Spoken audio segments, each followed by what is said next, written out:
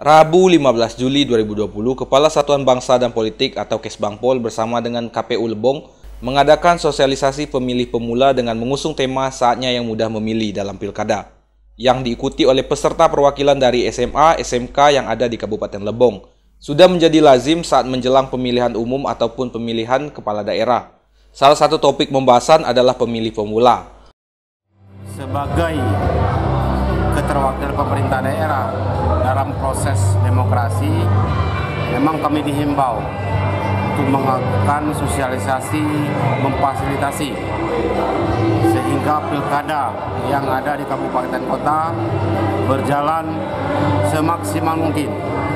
Tidak dari segi sosialisasi saja, kita mengetahui bahwa pemerintah daerah telah menganggarkan di APBD untuk KPU, untuk Bawaslu, untuk pengamanan segala macam.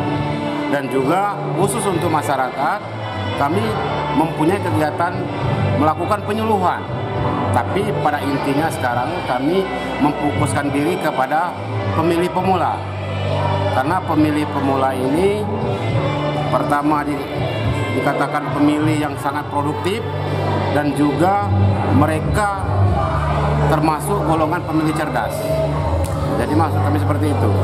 Dengan adanya pemilih pemula ini, mereka bisa mensosialisasikan kepada mungkin di sekolah, di lingkungan masyarakat, apa-apa yang sudah disampaikan baik KPU maupun Bawaslu maupun Kejaksaan tadi. Jadi itu pada intinya.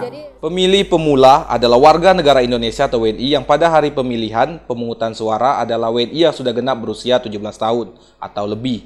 Dalam proses pemilu, peran pemilih pemula cukup penting untuk mencegah terjadinya golput dan juga memberikan arahan supaya para kaula muda bisa menjadi pemilih yang cerdas. Saya mengapresiasi apa yang dilakukan oleh Kesbangpol dalam rangka sosialisasi pemilih pemula ini. Harapan kita kepada pemilih pemula yang memang pada hari pemungutan suara sudah berusia 17 tahun, tolong gunakan hak pilihnya, karena itu adalah hak.